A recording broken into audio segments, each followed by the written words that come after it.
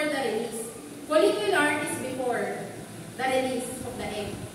Kapag na-release na siya, that is now the release. This is during, during.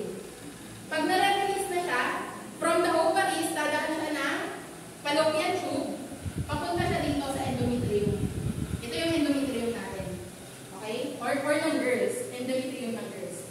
Kapag naman, di ba, na nag-undergo na siya ng ilang days dyan, kumakapal na yung endometrium, unti-unti, magka-crack down yung endometrium. And then, yung pag-crack down ng endometrium, that will result to menstruation.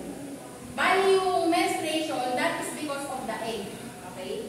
So, mag-breakdown siya dyan. Ayan, menstruation na. That is now the luteal